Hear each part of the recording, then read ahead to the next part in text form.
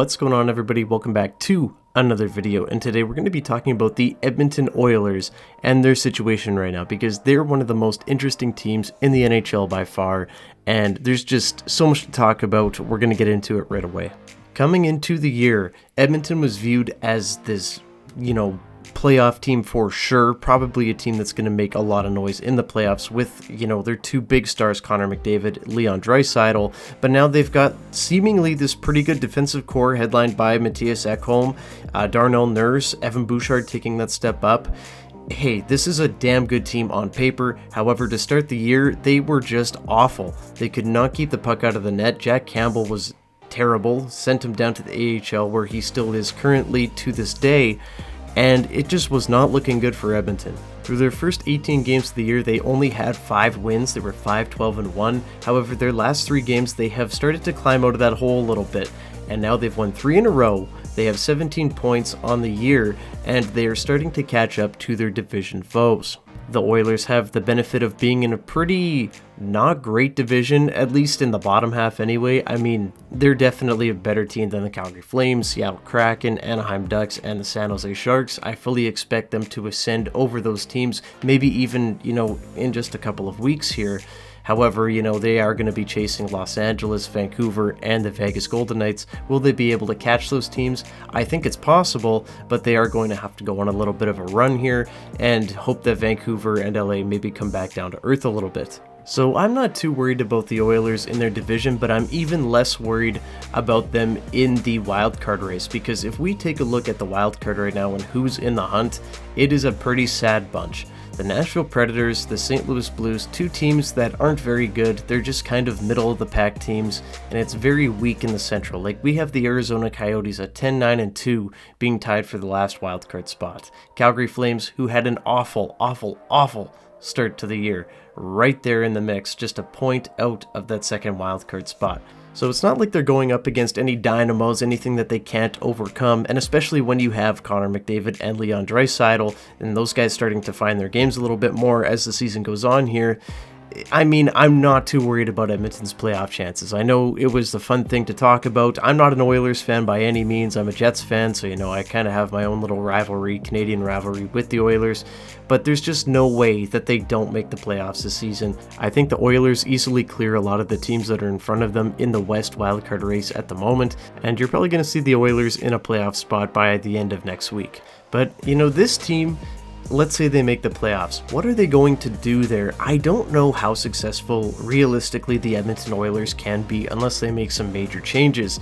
And it's very hard for this team to make major changes with their cap-strapped, situation right now. This is a very top-heavy team, headlined obviously by Connor McDavid, Leon Draisaitl. They've also got Ryan Nugent-Hopkins, Evander Kane, and Zach Hyman, who's currently hurt. But what do you really have after that? I mean, you've got Matthias Janmark currently playing in the top 6, Connor Brown playing in the top 6 at the moment, and he's been very disappointing this season.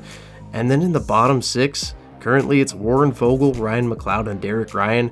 That's rough.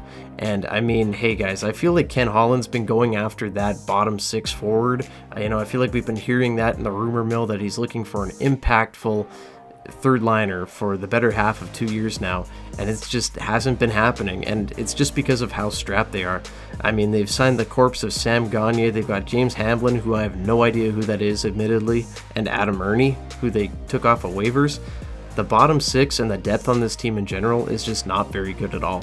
On defense, I don't really see anything changing for Edmonton. I mean, it's about as good as it gets, and you've got a lot of money invested in this. I mean, Cody Ceci, Darnell Nurse, Mattias Ekholm, Evan Bouchard, and Brett Kulak, and Vincent Desharnais there. I mean, I don't really see a world where that gets shaken up anytime soon. I think that the Oilers have bigger fish to fry. And speaking of bigger fish to fry, let's look no further than the goaltending situation for the Edmonton Oilers. I had already talked about Jack Campbell and how he's been a massive disappointment. Might even be a guy they buy out, maybe at year end. It's been really rough watching Jack Campbell struggle. I know he's, trying to find his game in the AHL. Seems like he's done it a little bit. I think that he'll get a look eventually, but right now, just not the time.